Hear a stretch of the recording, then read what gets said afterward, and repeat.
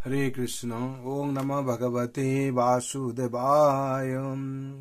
ओम नमः भगवते वासुदेवाय। ओम नमः भगवते वासुदेवाय। नारायणं नमस्कृतं नरं चैव नरोत्तमं देवीं सरस्वतीं व्यासं ततो जयमुदीरये। नष्टप्रायेषु अभद्रेषु नित्यं भगवत सेवया भगवती उत्तम श्लोके भक्ति भवती नैष्ठिके। कृष्णाय वासुदेवाय देवकी नंदनाय च नन्दगोपकुमाराय गोविन्दाय नमो नमः। हरे कृष्ण। श्रीमद् भागवत स्कंद 10 अध्याय 1 श्लोक संख्या 33-34। शंखतुर्य मुदंगश्च नेदुदुन्दो भय समम् प्रायण प्रक्रमेतात बरबद्धो सुमंगलम। शब्द बोला है शंख मान शंख, तुर्य मृदंगा मृदंग च ओ नेदु निनादित হয়েছিল ধুন্দু ভয় ধুন্দুভি समम एक संगे प्रयाण क्रमेणे चले जावार समय तात हे प्रिय पुत्र बर बद्धो बर एवं बधुर सुमंगलम तादेर शुभ विदायर जन्य। अनुवाद।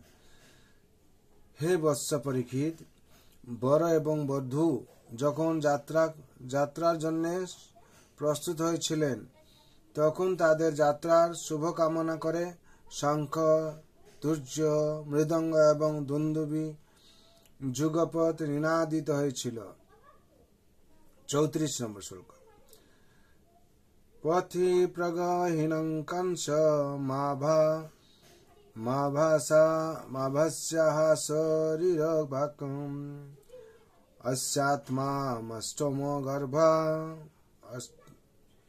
अस्यात्मामष्टमो गर्भो हंता जांबर बह सेह बुद्धम।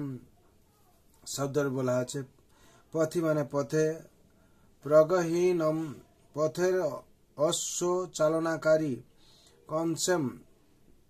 कंसके अभ्यास्य संबोधन करे আছো বলেছিলেন অশরীর বাঘ দৈববাণী। আচ্ছা এই কন্যার দেবকীর তাম তুমি অষ্টম গর্ভ হন্তা হত্যাকারী যাকে বহসে তুই বহন করছিস অবুধ ওরে মূর্খ। অনুবাদ। কংস যখন অশ্বের রজ্জু গ্রহণ করে রথ চালনা করছিল তখন পথের মধ্যে তাকে সম্বোধন করে একটি দৈববাণী হয়েছিল, ওরে মূর্খ, তুই যাকে বহন করে নিয়ে যাচ্ছিস তার অষ্টম সন্তান তোকে হত্যা করবে।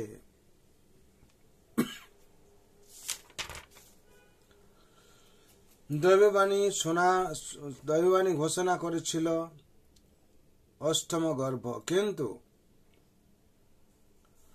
কিন্তু স্পষ্টভাবে জানানো হয়নি সেই সন্তানটি পুত্র হবে না কন্যা হবে। তাই কংস যদিও দেখেছিল যে দেবকীর অষ্টম সন্তানটি ছিল একটি কন্যা, তবুও তার মনে কোনো সংশয় ছিল না যে সেই অষ্টম সন্তানটি তাকে বদ্ধ করবে। বিশ্বকোষ অভিধান অনুসারে গর্ভ শব্দের অর্থ ভ্রূণ এবং অর্ভক বা সন্তান। কংস তার ভগ্নীর প্রতি স্নেহশীল ছিল এবং তাই সে তার ভগ্নী ও ভগ্নীপতিকে তাদের গৃহে নিয়ে যাওয়ার সময় পথের গৃহে নিয়ে যাওয়ার সময় রথের সারথি হয়েছিল।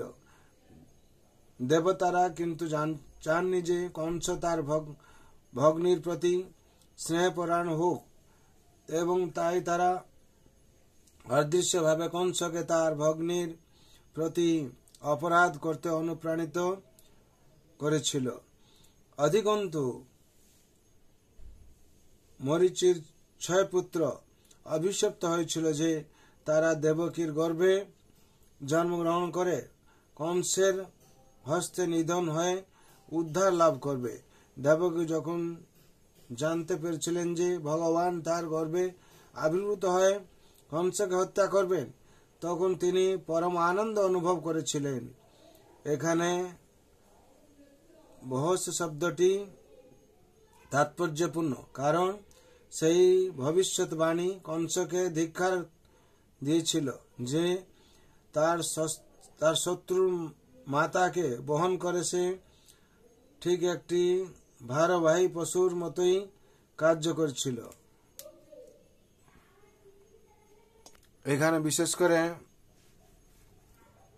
34 নম্বর শ্লোকের তাৎপর্য সম্পূর্ণ হলো।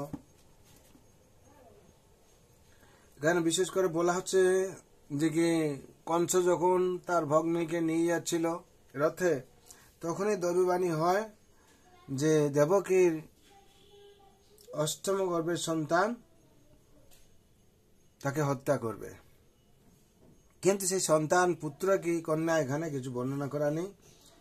বিশেষ করে দেবতারা কিন্তু চাননি যে কংস তার ভগ্নির প্রতি স্নেহপরায়ণ হোক, এবং তাই তারা অদৃশ্যভাবে কংসকে তার ভগ্নির প্রতি অপরাধ করতে অনুপ্রাণিত করেছিল। এখানে বিশেষ করে বলা হচ্ছে অধিকন্তু মরীচির 6 পুত্র অভিশপ্ত হয়েছিল যে তারা দেবকীর গর্ভে জন্মগ্রহণ করে কংসের হস্তে নিহত হয়ে উদ্ধার লাভ করবে। এই যে 6 পুত্র ছিল, তারা আগের যে মরীচির পুত্র ছিল তারা অভিশপ্ত হয়েছিল কার? দেবকীর গর্ভ জন্ম নেবে 6 পুত্র। তাহলে এখানে আমরা ভাগবত থেকে